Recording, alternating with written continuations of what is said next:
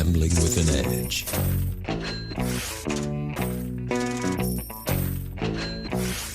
And now, here are Bob and Richard. Good afternoon. Welcome to Gambling with an Edge. I'm Bob Dancer.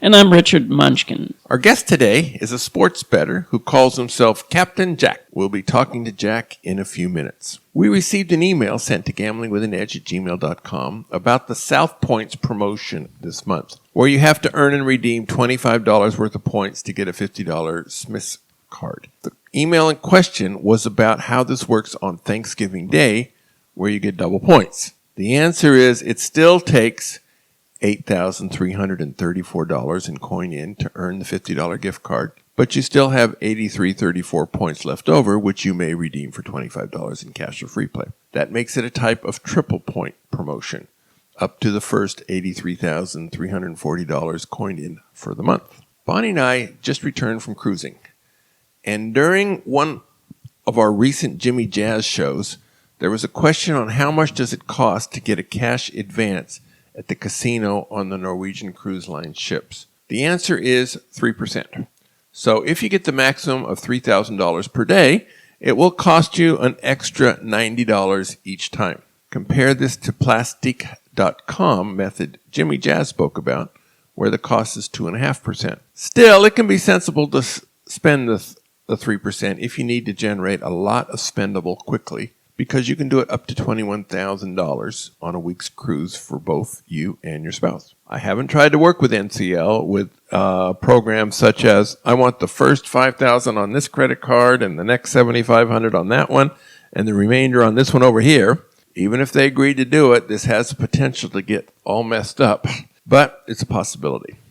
Comments, Richard? No, I'm sorry to hear that they no longer allow you to do it without charging you for it. So, used to be a good play without having to generate any spend. And are there, I don't know about other cruise lines, but maybe other cruise lines still... Don't have any information on that. Okay. In case you haven't heard, there was an election in the United States this week. The betting markets got it wrong, which also happened in the Brexit case. We're used to the betting markets generally getting things right. That's been the normal case recently, although not in these two rather major cases. It's easy to come to the conclusion that betting markets aren't that special when it comes to prediction. Richard?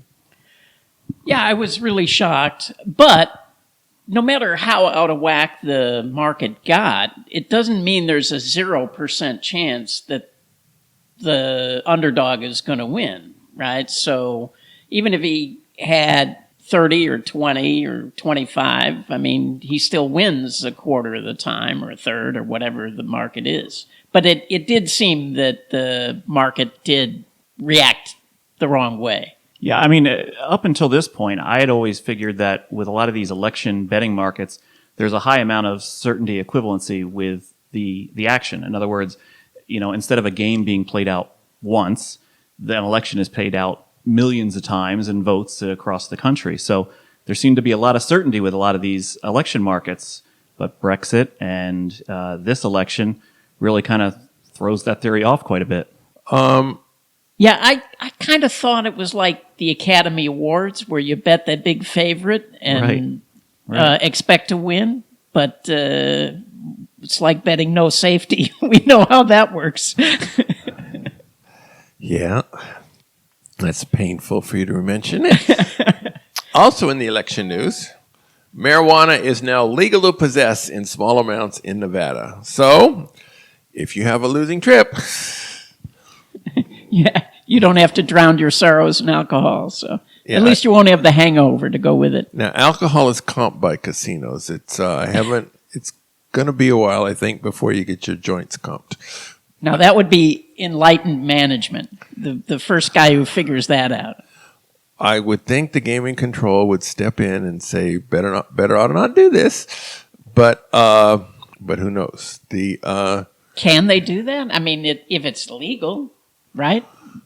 Well, on the medical marijuana part of it, which was passed in Nevada a year or so ago, maybe 2 years, the gaming control said casinos are not allowed to be a financial partner in marijuana dispensaries. So they did say that. So, Yeah, but if you're providing an amenity to your guests, why not, right? And the other thing I wonder about, a lot of the casinos have drug testing policies for the employees. yes. So if Secondhand marijuana is smoke. now legal, how can they get away with firing you for having it in your system? I mean, it'll be interesting to see how that plays out. And these casinos that have smoky conditions, we've all seen them. Is it going to be marijuana smoke now in the casinos? Well, at least in Colorado, I think you're not allowed to smoke in public. Oh, okay. So, but I don't know what the law says here. I don't know the details. Yeah, we voted for it yesterday. We don't know how it is. Well, but I did see an article today saying that all this has to be worked out, and it doesn't become legal until January 1st, and there's a lot of stuff that'll need to be figured out before then. So if you're going to get stoned before that in Vegas, you just might get stoned. So don't do that. Okay. Although you've heard a little bit about him from him already, Captain Jack began Advantage Play in 1999 as a card counter, and within a few years found bonus hustling on internet casinos. He moved into sports betting primarily but not exclusively on Major League Baseball and the National Basketball Association. Captain Jack, welcome to Gambling with an Edge. Bob, Richard, pleasure to be here. Thank you. Let's say some of our listeners were thinking of becoming an Advantage player in sports betting. In general, how should they go about it? Well, being an AP in sports betting is not an easy road. There's a lot to consider, and it takes a unique mindset. One of the disadvantages for the AP is also one of their advantages, and that is there's not a lot of good quality information out there that'll guide you through the process. There's only a handful of good books, and there's a lot of message forums, but a lot of them are overrun by people that are saying, hey, buy my picks, or here, subscribe to this. You really have to be willing to be self-taught. You have to learn a little bit about how markets work. And other than that, it's kind of a lot of self-study. It seems to me that the guys I know who do this spend 10, 12, 14 hours a day at it. Are you putting in those kind of hours? Is there a way around that? My wife would tell you that I do put in those kind of hours. I don't think I do, but she thinks I do. It does require to be kind of online all the time. And by online, I don't mean, on the internet. I just mean you have to be kind of connected to the sports betting world. A lot of the market is driven by news. So if there is a sudden injury report that gets reported on Twitter, for instance, you should be able to react to that because you need to beat the books to the line change or beat the other sharp bettors to the line change. Is sports betting more an art or a science?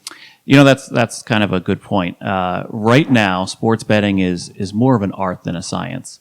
And I kind of use the analogy of card counting.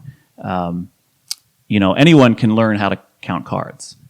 You can teach a robot to count cards. Robots are smarter than a lot of people. Well, but in other words, you're just following a direction set. But that won't get you very far in casinos. You can't just sit down at a table and count out loud and, put down the max bet when the count moves in your favor. Sports betting's a lot the same way. Once you learn the skill, and you never really master the skill, but once you learn the skill, you need to know how to get the money down. You need to know how to cultivate the outs, and that's the term of, where do I bet? Who do I bet with? Unfortunately, the legalized sports betting market right now is very small.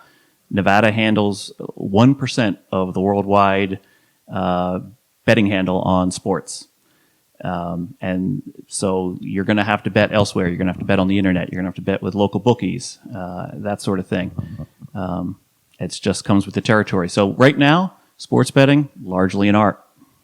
It seems like there are two pieces to it, right? Like if you going back to the original computer team, there were the guys who actually generated the numbers, who figured out what a better line was, and then there were the other guys who figured out how to get the money out. Guys like Billy Walters and Stan Thompson. True. So it seems like you need both, just as in trying to beat table games, you need both components. And I think it's hard for one person to be both those things. Sure. A lot of the more successful people I know work in tandem with other people. A small network of people that work together, and that doesn't mean like a Walters team where he had a lot of runners that would go out to the casinos and beards that would place the bets for him. It just means being able to kind of cover all the bases in a team approach rather than in trying to wear all the hats at once in a solo approach. Yeah, that makes sense. What are derivative markets in sports betting? So one of the key points that I always tell beginning sports bettors is to look towards derivative markets, and this is a lot like if you were into the financial markets, you're just not buying and selling stocks. You are taking into account other options. For instance, options trading, futures trading. There's a lot of different ways to skin a cat. So when it comes to sports betting, you need to be able to look at the derivative markets, and they could be an example of first quarter lines instead of the game line, a second half line instead of the game line, and sometimes, now not always, but sometimes those are out of whack with the price. So in other words, if let's just use an example of an NBA game, the total moves 4 points, which is a large move, but it's not unheard of. But they only adjust the first quarter line, or they don't adjust the first quarter line. There could be an advantage there, or the half line. There's a lot of different derivative markets in any sporting event. Now, sometimes they aren't as well known, and sometimes they aren't as well bet. So sometimes the limits are lower, but there's always something out there that you can kind of take a different approach on. And another example of those are prop bets. A lot of APs have kind of become familiar with prop bets based on the Super Bowl, but prop bets exist on every week in the NFL, not to the extent of the Super Bowl, but they do exist. So that I know a lot of APs that take advantage of the prop market in anything from the NFL to the NBA to baseball.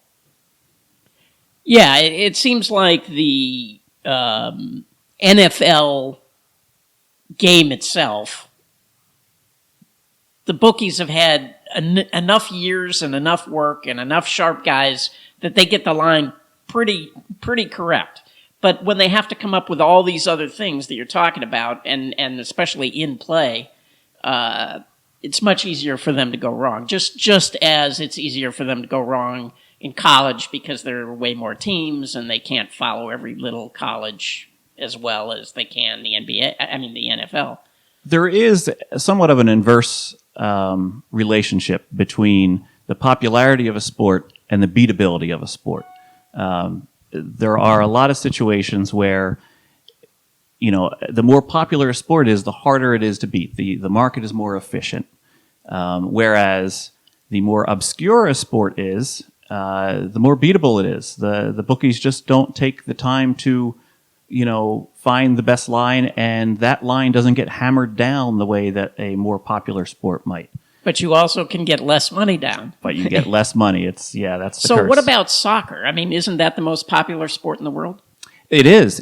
And, but the range of soccer matches, you can bet on a really minor soccer match played in Bulgaria by 16-year-olds. That's that's the gray area of sports betting right now, is that there exists the ability to bet on matches that, quite frankly, they're probably fixable. But you can't bet a whole lot of money on it, but those betting options do exist. Now, the major matches, the English Premier League and of course the World Cup when that comes around, the betting handle on those it's huge. But yeah, soccer is one of those sports. Now, being in the United States, we don't have the passion for soccer that other nations do. And the American sports betting market is somewhat different than the European sports betting market and the Asian sports betting market. So a lot of the approach to betting that Americans have, you don't quite have over there. And I don't see as many derivative markets. Now, maybe I just don't see them because it's not, my cup of tea to be watching and betting soccer. But I don't see as many derivative markets in soccer. Daily fantasy sports. Last couple years, you heard every football game, there were at least 8 commercials every quarter about how no skill is required and you can win zillions. Don't see as many commercials this year. Is there still money to be made? And how is that game evolving? Well, I'm sure there's still money to be made. However, DFS is really reached kind of a crossroads. A merger between DraftKings and FanDuel is imminent. It's going to happen. And there's going to be those that say, well, this is going to create a DFS monopoly. We can't let this pass. But when you come to really inspect that market, these two companies need to merge, or one or both will go under. They're not making a whole lot of money. The DFS model is starting to hit that buzzsaw that Ed Miller talked about on your show a year or two ago. It's really starting to implode. Now, is there still money to be made? Yes, probably. But the rake is still high. We're still talking a double-digit rake for low-stakes players. And, you show me any casino game that has a double-digit house vig, you're not going to have players that play it very long. They're going to go broke. So there is still money to be made, but, the approaches, I'm not going to disclose any approach that I've heard that is a profitable approach. We'll let that be the benefit of somebody who's, putting in the hours to benefit from. But DFS is probably not quite the moneymaker it appeared to be at first. So, and they haven't figured out a way to fix it yet. They're taking steps. They're using badges now, so you can kind of identify the sharp players, or let's say the experienced players, from the novice players. But that even has some flaw to it. Basically, on FanDuel, you get a badge next to your name if you've played more than 500 contests, and another badge after you've played more than 1,000 contests. But keep in mind, if you're going to play a lot of low stakes contests and try to, just put a lot of lineups out there or make a lot of plays against opponents, you're going to rack up a lot of contests. You might have 100 contests in a day. So what does 500 or 1,000 really mean? That just means this player's been around for a week or two. And at that point, it's, Yeah, it seems like the badges maybe should be based on win percentage or something. Right. Yeah. How hot they are recently, because, hey, sports bettors love to talk about the hot hand theory. Yeah. So why not have it so, hey, this guy's been winning nonstop. Let's make his avatar flaming red. And, this guy's been ice cold, make him blue. Those things average out in time. That would actually create probably more handle. People chasing the people that are on a cold streak and staying away from the people on the hot streak until they cool off, and vice versa. Yeah. So most people I talk to don't try to do both. They either focus on DFS or actually just betting the sports. Are you the same way, or? Yeah, I really put a solid effort into DFS. And this isn't sour grapes for losing, but I just was not a winning player. I think my ROI long term has been under 3%, which just isn't enough for the time I've invested in it. And I went all out. I was doing algorithms, and I had spreadsheets, and I had web scraping bizarre stats, and creating these metrics that no one else could be thinking of. To hope to have an original edge. And I wasn't. I was getting beat down, and part of that was the rake I was playing against, and part of that is because there are guys that are dedicating even more time to this than I was. So yeah, I was able to beat some of the players some of the time, but I wasn't able to beat most of the players most of the time. And in the end, the rake got me. This show is not about politics unless it involves gambling. In New Jersey this week, the referendum to legalize casinos in the Jersey suburbs of New York City failed badly, getting only about 20% people in favor of it. Several months ago, it looked like this had a decent shot of passing. Were you surprised? What happened? I wasn't surprised. I live in New Jersey, and I kind of... Nobody's perfect. Right. Well, we all have our cross to bear. I was very interested in this when it first started to be talked about, but the fact of the matter is it just wasn't well thought out. They were basically saying, hey, we can put 2 more casinos and let's put them right outside New York City because that's where the people live. Yeah, but the people that live in New York City don't travel to New Jersey for anything other than if they have to. So they weren't going to come to these casinos. You're really talking about just the New Jersey people in North Jersey that would be the market for these casinos. And yes, there are many people there. However, they're currently going to Pennsylvania. They're not crossing over to New York and going to, the Aqueduct Raceway and things like that have slots. They're going west. They're driving an hour to Sands, Bethlehem, and Mount Airy Casino in Pennsylvania. And so as a result, putting 2 casinos on the border of New York City just showed that they didn't give it a lot of thought.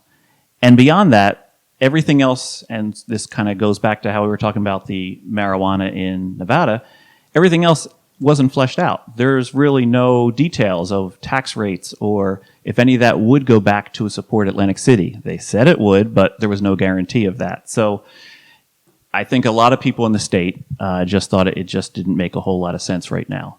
Now, they'll probably come back in another year or 2 and try to float this again, and maybe they'll have some of these ideas a little better thought out, and, maybe it'll pass then.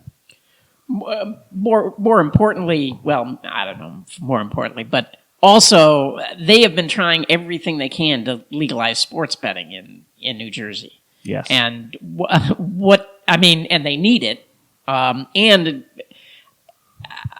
Normally, I would say it'd be good to break up Nevada's monopoly, but unfortunately, I think if they get legal sports betting, it'll be the same people. It'll be William Hill and Cantor, and but what's going on with that?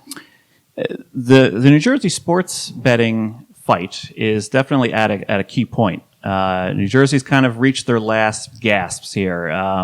They're trying to get the Supreme Court to hear the case now.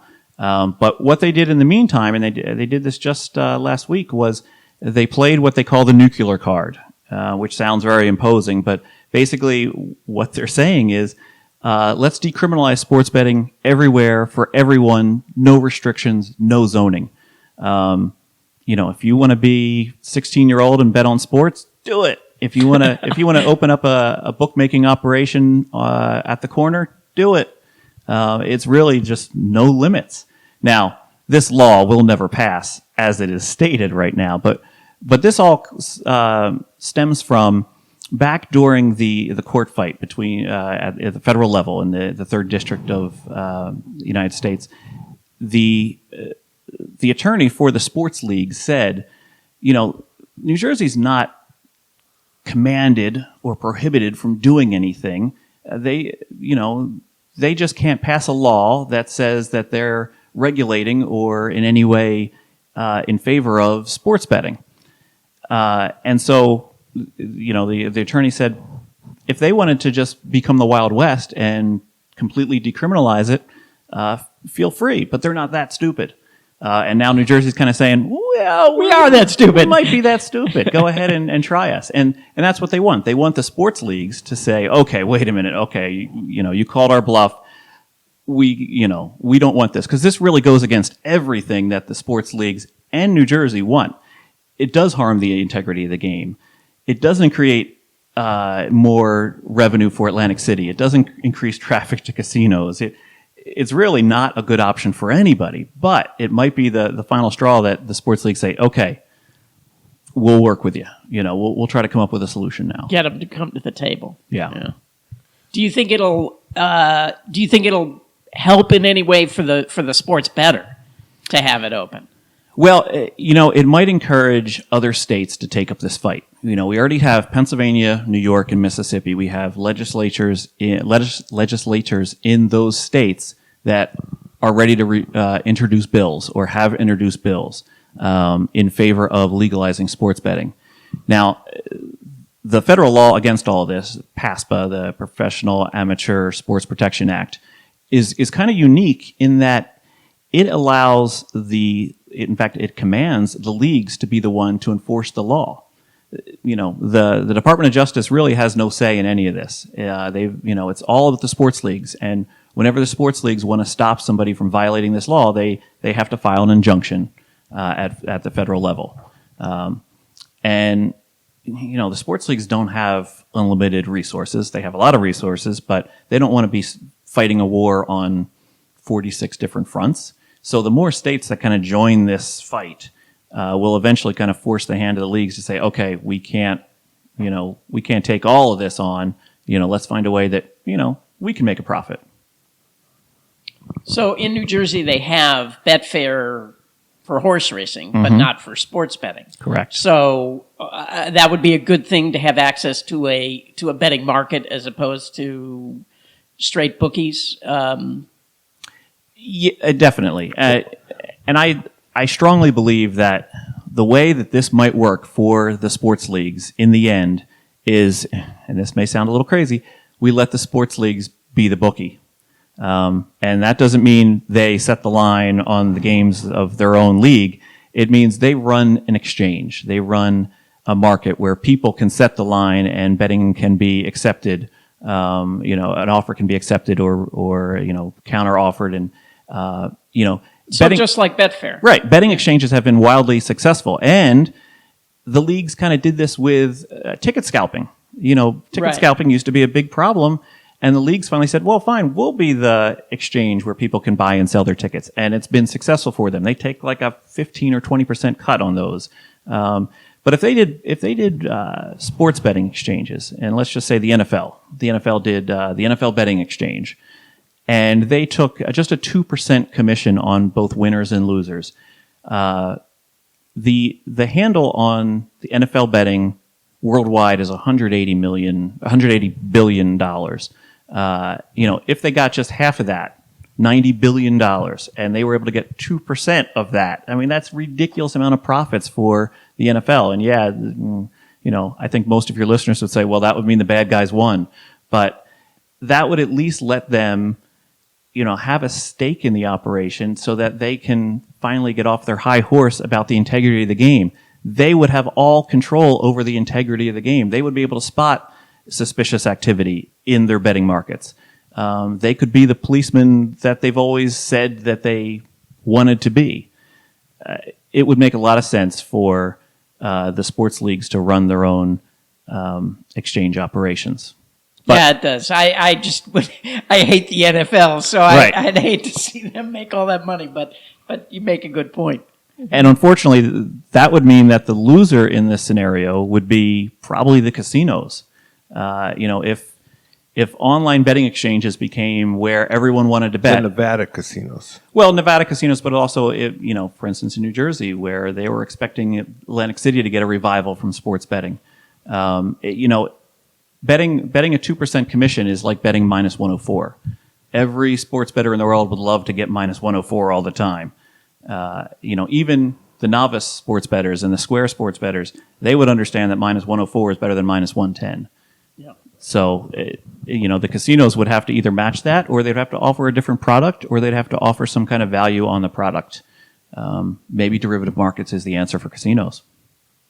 I kind of like the idea of, opening a bookie joint on the corner and having them all over. In London, you walk down the street and they're on every corner. And so, you can just walk from shop to shop and get a substantial amount of money down that way. I agree. You might see Captain Jack's sports betting parlor in all over New Jersey. Huh. Speaking of Atlantic City, and this is a curveball because we didn't talk about it before you came on the air. In the last day or two, the state of New Jersey is taking over the finances of Atlantic City.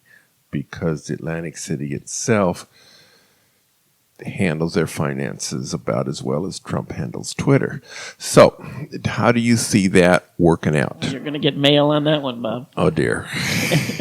Unfortunately, this is a hand that was played out well before it was dealt. Atlantic City really had no chance to convince the state that they weren't going to get taken over. And Atlantic City put up a good fight. They came off with a great deal to sell Bader Field, which is the old airport that is just around the edge of the marina area there. They were going to sell that for $110 million to the basically the water company in town.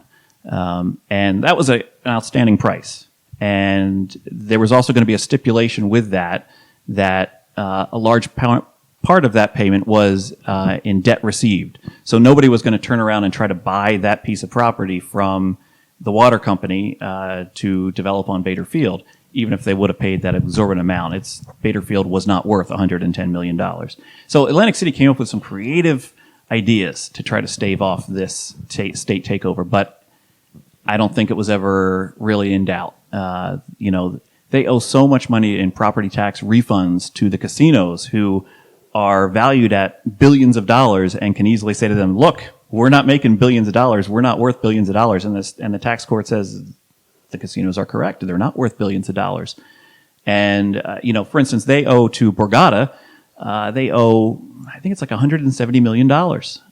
And they said to the state, well, Borgata agreed to settle for $100 million.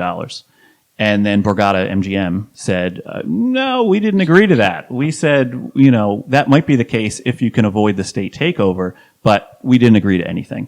So that's the sort of thing that, it just was never going to get played out the way they wanted it to be played out. And, the state takeover is imminent. Now, keep in mind, the state already took over the tourism area, which is I think they call it the 3 blocks adjacent to the boardwalk. They already took that over a couple years ago. I think it was even 2011. So, and that provided state police patrolling the area. State police already patrol the casinos as part of the Division of Gaming Enforcement in New Jersey. So, will this be a massive change to the way Atlantic City does business? Probably not. There's probably a lot of people that were on the payroll that had cushy jobs that might find themselves fighting for a job now as the state says, okay, you only need 6 people doing this instead of 60.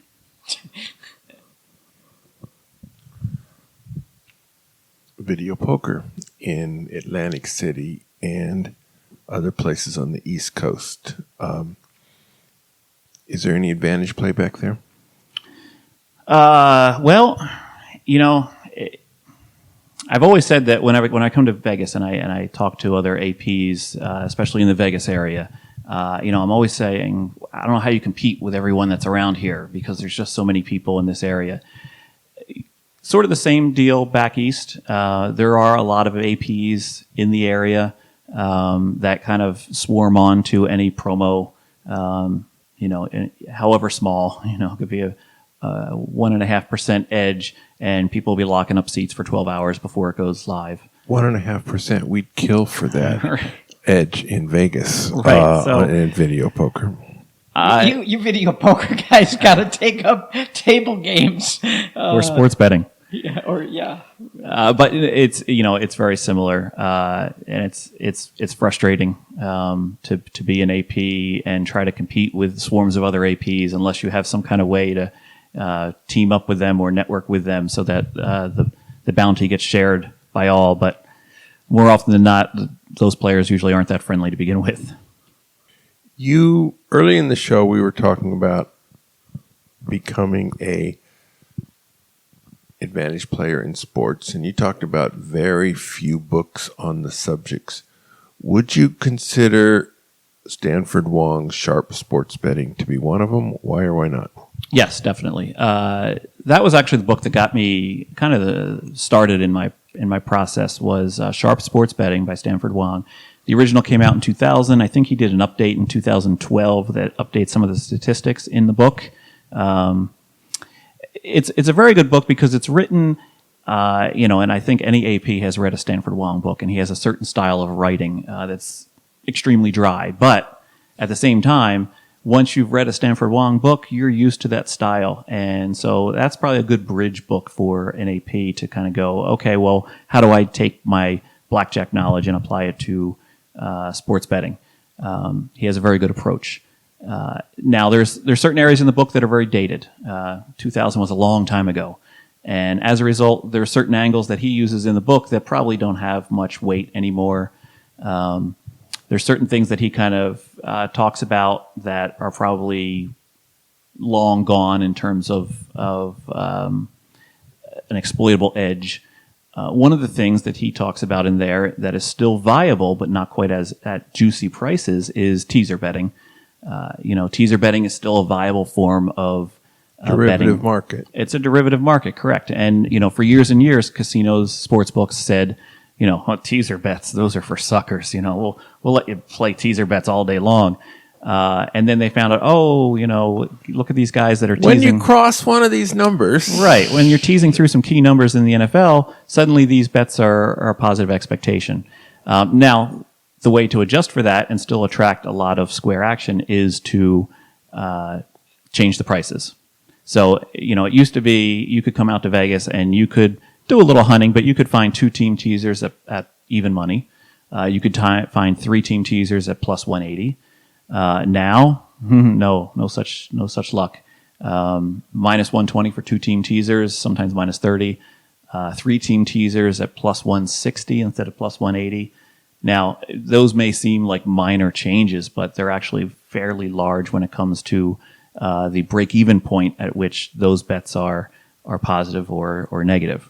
So it's not the candy store it used to be, but there are still some viable places you can bet teasers, and those prices, can still be exploited. Any other books besides Wong's? So yeah, now this is all personal opinion, but I've really only seen 3 good sports betting books. Wong's book. The second is King Yao's book. I think it's Weighing the Odds at Sports Betting. It came out in, I think, around 2005, I believe. And it kind of expands on a lot of what Wong said. It kind of goes into more of the probability process and creating a line and understanding where the markets could be inefficient in terms of pricing things with sports betting. And the third book is a book by, I apologize if I'm butchering his name, Elihu Fustel. And it's called Conquering Risk. And he basically approaches sports betting and financial markets. And it's a very strong book in terms of market theory. And, anyone who kind of does a lot with sports betting eventually sees the correlations between the sports betting markets and the financial markets. And this book, Conquering Risk, kind of bridges that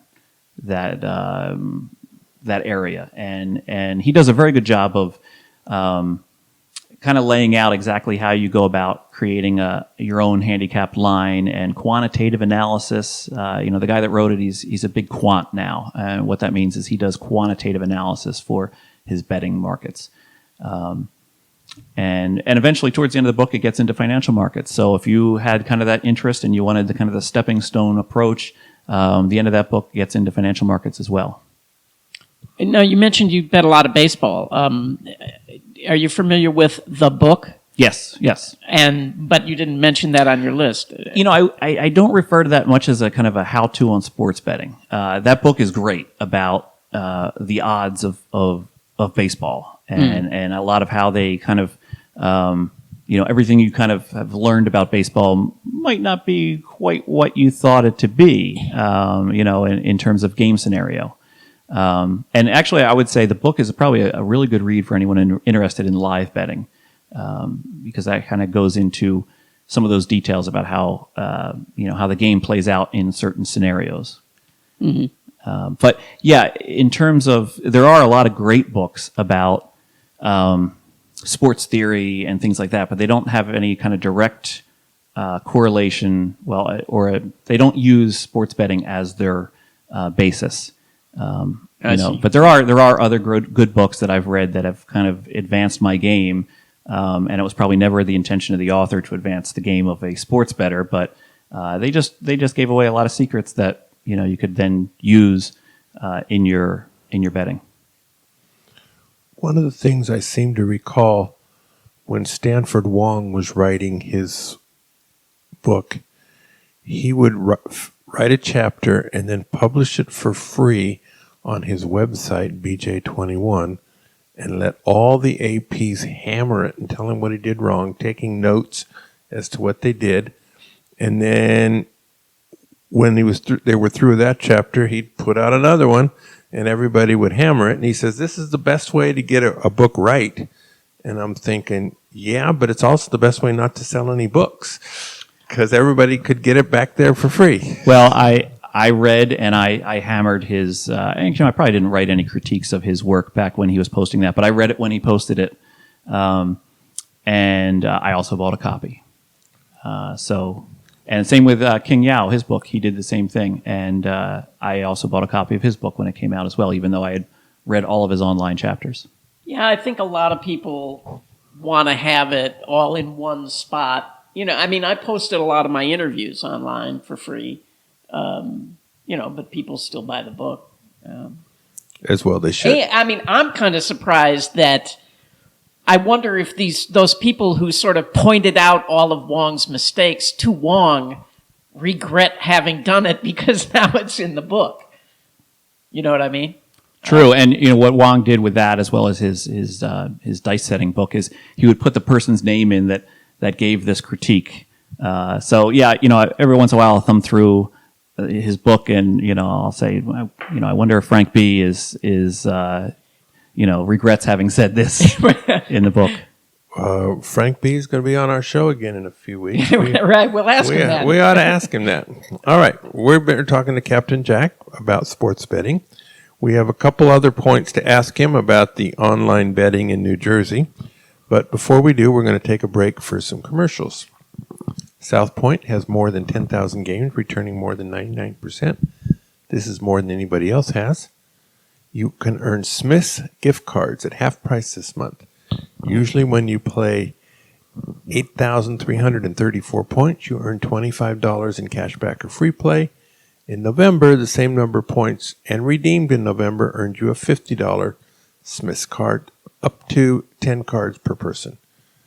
Thanksgiving Day, November 24th, double points on video poker, midnight to midnight, no limits. At videopoker.com, it's the best place to play lots of games. If you sign up for the gold membership, $8.95 a month or $79.95 a year, this allows you to get corrections on many of the games. The game of the week is Ultimate X Bonus Streak. This is a brand new game just revealed at this year's G2E convention about a month ago. It's a 10 coin per line game that follows the usual Ultimate X strategy of earning bonus multipliers this hand and playing them off next hand. The difference is that it takes more to get a multiplier. Perhaps you don't get multipliers on jacks or better and two pair, but you get them starting at 3 of a kind and higher. But you get multipliers for several hands in a row when you do get the better hand. Overall, you're ending up getting more multipliers. So to make up for this, it's usually a worse pay schedule, so it all works out. So instead of a 9-7 game, it's going to be 8-5 or something like that. Because of these extra multipliers, it is very, very difficult to analyze. The variance is sky high. And the strategy is going to be significantly different than the base game.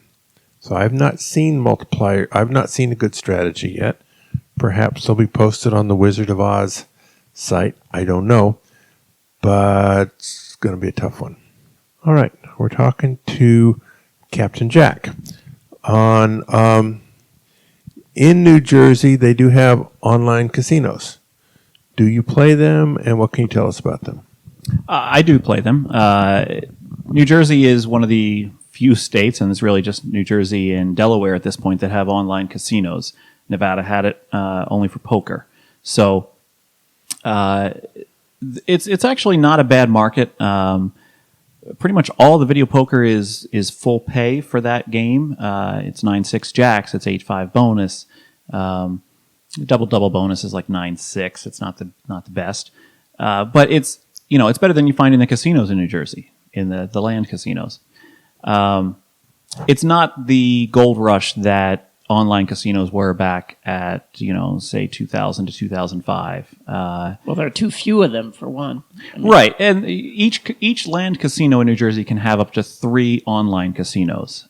So some of them have already doled out their partnerships. For instance, Borgata partners with Pala Casino from California.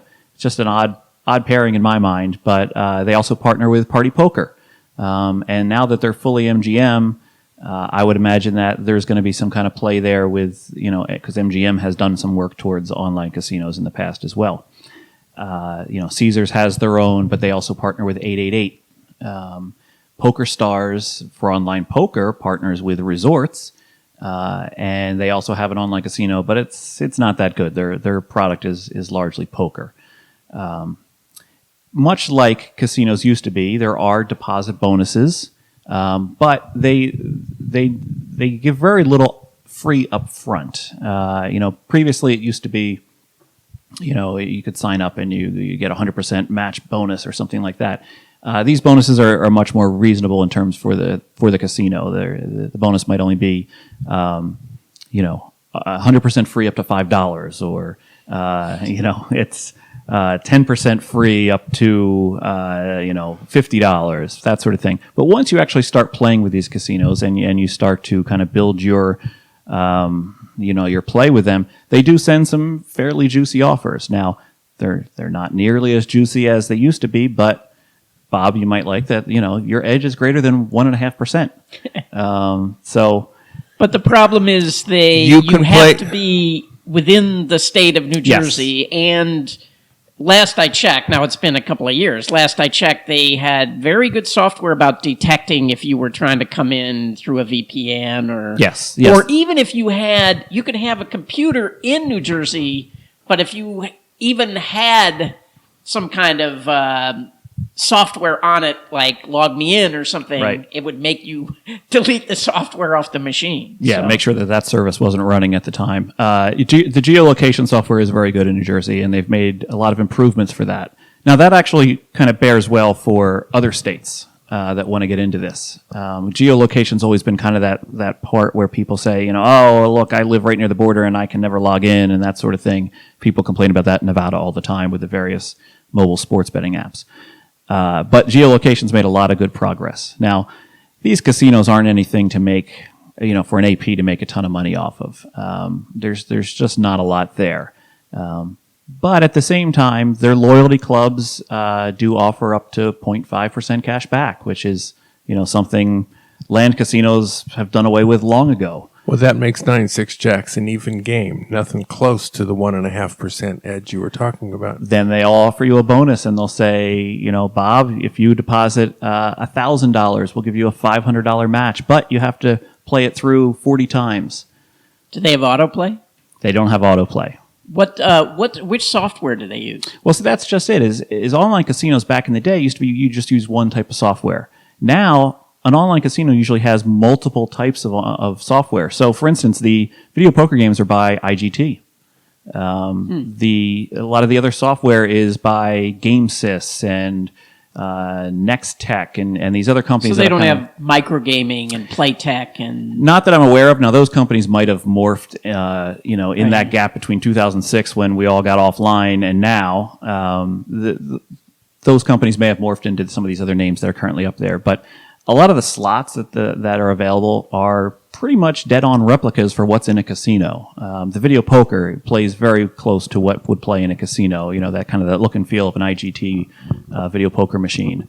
Now, the one thing they don't have is a video poker derivatives market. You just have standard single line. There is 3-line and 5-line, the IGT version, but there's no super times pay and multi-strike and that sort of thing that would make it a little bit more interesting because there's only so far you can go with single line video poker. Yeah, you'd think you'd have Ultimate X. It's very popular and it's a very high hold for the casino because nobody plays it right. And of course, nobody else is leaving unplayed multipliers on. Presumably when you log off, if you have unplayed multipliers, it either waits for you till you log on next time or it evaporates. I don't know how they would do it, but Richard couldn't leave multipliers, and I come along and scrounge them off. Very good. All right. Richard, we're taping this, and we have a brand new piece of equipment here. What is this, and how does this help our listeners? It's just a mixer, and hopefully this will solve some of the problems we've had with, bad levels and things like that. But I don't know. We'll see. I'm not an audio engineer, so I'm just doing the best I can, and hopefully this will make things better for the listeners. Now, there's over 100 knobs to turn. How many of those 100 do you know what are? I think they're all fake. They just put the knobs on there. And, yeah. So, as a longtime listener, I was very happy to see this setup here. I'm hoping this sounds very good, and trust me, as a longtime listener, there were days when I was going, "Oh man, this is kind of hard to get through," but this looks like a nice setup. Well, thank you for getting through it. All right, Richard, how do people get in touch with us? Oh, well, we welcome your questions. You can send them to us at gamblingwithanedge@gmail.com or facebook.com/gamblingwithanedge, or you can tweet them at me at RWM21. You can sign up to get the show delivered to you automatically every week at iTunes, Stitcher, YouTube, or at gamblingwithanedge.com.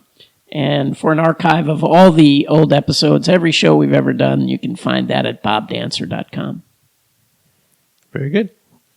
Thank you, Richard. Thank you, Captain Jack. This was a pleasure. Come back and play with us again. Thank you, guys. Go out and hit lots of royal flushes, everybody. Good day.